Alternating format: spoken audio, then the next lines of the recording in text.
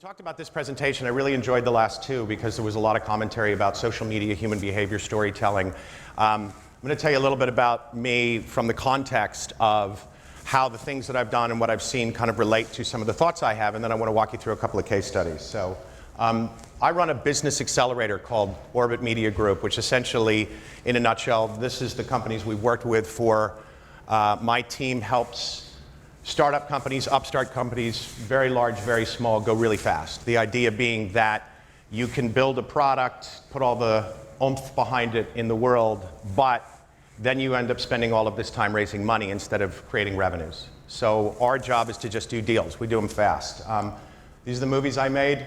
Ran a studio called Participant Media, which was really interesting because this was a media company charged particularly with making movies that had social issues at their heart. Before Facebook, right when YouTube is coming, the idea was use media to inspire people to take social change. So the guy that I started the company with was the founder of eBay. So luckily he had lots of money. And I feel the world's a better place because these movies got made as a result of him putting that money directly into equity financing, and then we would partner with charities. So for something like Syriana, or let's go use North Country, we partnered with the National Organization of Women. We partnered with the Family Violence Prevention Fund, basically using a $40 million Charlize Theron movie as a commercial for sexual harassment in the workplace and campaigns that talked about the violence against women. So I've now got a company in Australia called Adams Kearney. We're doing commercial movies for, by, and about Australians. We're celebrating Australian talent. We've got 3 movies in production. So this is all just a backgrounder from a kid who grew up on a farm and went to uni and got a PhD in poetry. So honestly. So I look at all of this from the point of view of activating audiences through great storytelling and content so that it can be distributed in innovative ways and trying to bring this organic sense to it. So my first point is, this is all the social media stuff. And I mean, what the hell? Like, that's just way too hard to get your head around. It's messy. And there's always some genius, that's sure that his or her idea is going to change the world, right? And my big point is I'm really sick of Twitter. Reason being, because Twitter is not a social media strategy. It's basically a spam platform now. Facebook is, thank you, it's a utility. It even says it's a social utility. It's not a social network. It's about being useful. I don't think Twitter's useful. I mean, I just don't care if you're having a latte. It's, I just don't care.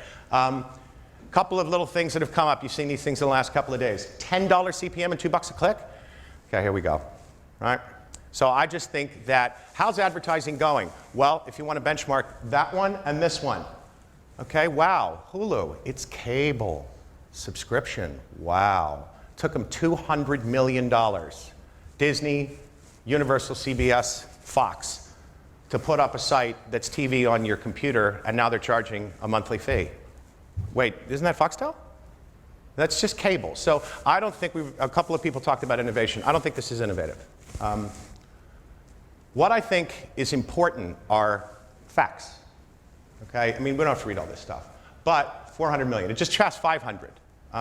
Facebook was a country, it'd be the 3rd most populous in the world. All right? Yes, it's time on site. All those types of things. But when it comes down to it, what does every one of us do in the morning when we get up, go to work, right? Outlook, Facebook. They're on all day. That's it. Okay? And this is going to change. Something's going to happen. There'll be another Facebook. I mean, to your point, it was Friendster. Friendster was kicking ass. Then some buddies of mine at Baker Winokur Ryder, this PR firm, got a hold of 3 kids out of E-Universe that had something called MySpace. They paid them 25 grand and they got them on the cover of Newsweek. Bang, there's MySpace. So the shifts are really quick, but you can't ignore stuff like this. So, I like this because it's like, well, do we know what we want? No, we don't know what we want. When we're trying to talk about brands or media or messages or value propositions or services, engaging with audiences, do you know what you want? No, because the problem is that the current paradigm is all about, you have a brand who has a value proposition, a service, or an offering, then goes to typically an agency or internal or whatever. And with the possible exception of these guys, because I really like what you guys were saying. So then it's about the social media marketing campaign with the Facebook page and the Twitter page and the microsites and the syndicatable players, and you build all these pieces of technologies and then you outsource to vendors, and then all these gearheads are writing all of this code, and everything is being managed from across a number of stakeholders, and nobody's talking to anybody, and then you have to publish all this stuff, and then you go back to the brand and you say, I need $3 million to do a media buy, all for what? To claw users back to the brand home destination, which it's not going to happen. They don't go. There's 1 billion people on 5 websites. You know, if you take Facebook, MySpace, Twitter, Google, Wikipedia, there's 1 billion people, right? That's where they stay. They don't go anyplace else.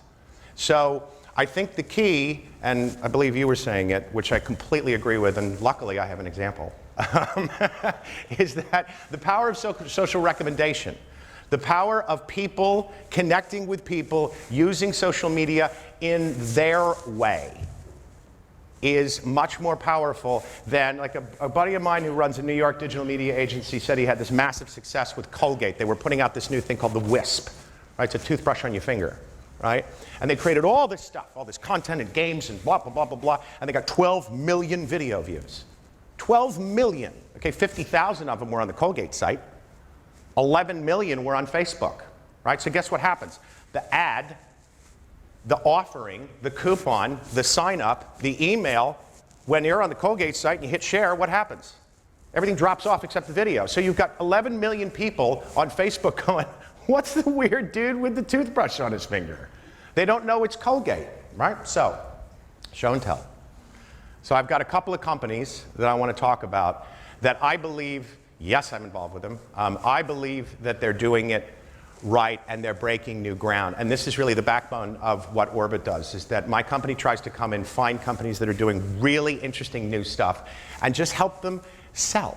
So there's a company called Vimation, it's a CMS platform. John's tired of this because he's seen it 4 times. So it's CMS platform, does everything that everybody else does, right? So if you think of Brightcove or Maven or Move Networks, it does all that stuff. Elegant engagement, interactivity functionality. You know, great CDN. Okay, who cares, right? Who cares? But Sony, that has lots of sites, 89 websites, it's got Crackle, it's got all this stuff, right? They just wanted to launch this movie, Boondock Saints 2. Anybody see the first one? Kind of a crazy cult, wicked movie about, you know, 2 religious guys that are hitmen and they kill people who are going to hell. Really, really. I mean, it's actually a really good movie. They wanted to put out the second one. They wanted to put out a trailer, but what they didn't want to do is spend all that money and time and brain damage building all that crap about a movie that costs like $4 million to make that nobody's going to see. So we built this environment for them, all right? There's the trailer. Here's where you buy the DVD. There's a little call to action here. Right? So what do you do? So if somebody's on the Sony side and they're watching the trailer, they're going to go, man, Boondock Saints, awesome. Share. Well, that goes away, this goes away, and all of a sudden you have this random Boondock Saints trailer in Facebook. So here's what you do. You go share, right? That's my Facebook page. Go share, bang. That's the news feed. Now, this is the trailer with, you can click to see the outtakes. You can buy the DVD right there. Okay, you can download the songs, download them through iTunes. You're in your Facebook page. There's payment gateways integrated into here. And you've got your friends going, man, I love that movie. Dude, you have to buy this. That's how you get people doing it. So I'll give you one more case study. Kodak, worst website ever. Nobody goes here, right? Nobody. Now, the chief marketing officer of Kodak was mad as hell because some numbnuts in marketing called this camera the EasyShare Z915. This is like there's the Canon Sure Shot and there's the Flip Cam. Those are great names for products. Z915, right? He's got a warehouse full of these things. And he just said, look, just move them. Get them out here, just sell them. So we took one of the dopey videos. You know, he wanted to target soccer moms with kids who would buy the camera and then we would try to upsell digital wireless frames to grandma. Well, put the video in there, bang. There's the upsell. It's in a player that slides out. It doesn't pop up a new browser or window, all that stuff. There it is in Facebook. Now this is where it gets really interesting because the next thing you can do is buy it right there.